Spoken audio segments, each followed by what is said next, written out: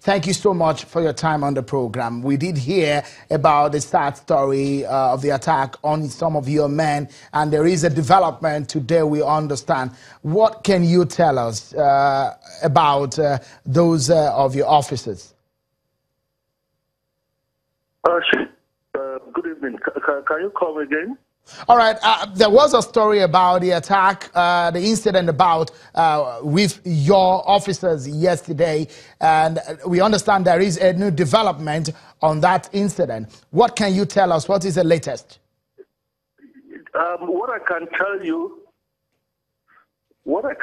about the situation in Benue State is that it has been relatively calm here. The efforts of the police and other security agencies have been geared towards working assiduously to bring some of the culprits of the attacks that have been carried out into book, to apprehending them, and importantly, to confidence building, and of course increased visibility of the security personnel.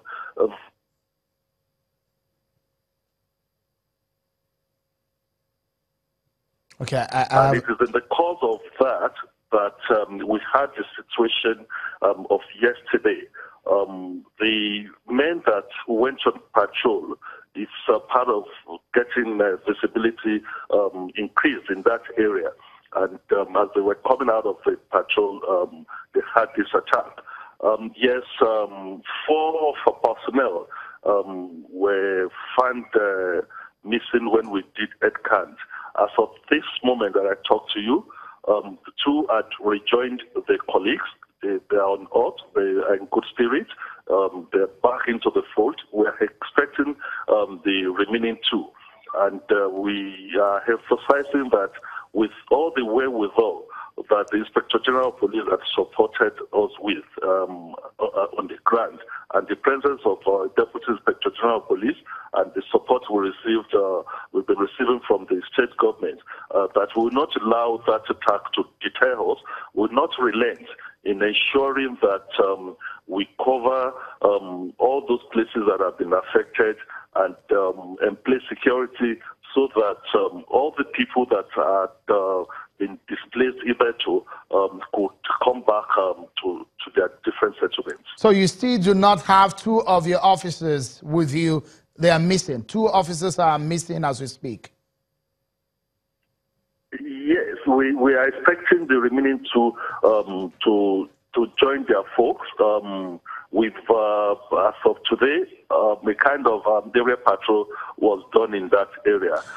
It's a thick forest because we also have the challenge of the terrain, and we believe that the remaining 2 will join their other folks. Mr. OWOSENI, are you overwhelmed by the situation on the ground in terms of the number of your men on the ground, on the kind of situation that you're faced with in the herdsmen farmer crisis in Benue State?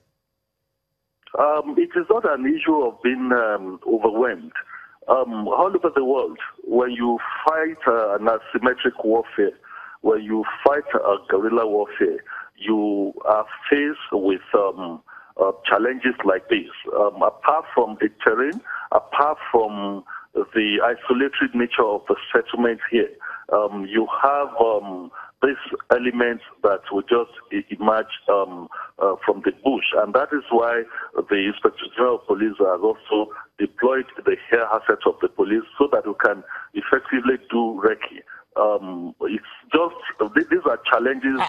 Every Nigerian must realize that even if my life goes, there's a nation that is standing behind me, and we must let the nation know that don't be terrorized in any way. Because it is a small number of people who use the implement of terror to subdue and break the will of the nation and then have rule over them. They are patient, they are lethal, they are well planned, they think ahead, and they are obviously outthinking us in Africa. Pastor Ladi Thompson, thank you so much for your time, security consultant. Thank you. Thank you so much for your thoughts there. Well, I do know that the will of the Nigerian people will supersede the will of terror. And wherever they may be, by God's grace, we will overcome them. That's my belief. Amen. And that's where we leave it tonight, everyone. Food for thought. That's our show, everyone. I'm Sean Okimale. Bye-bye.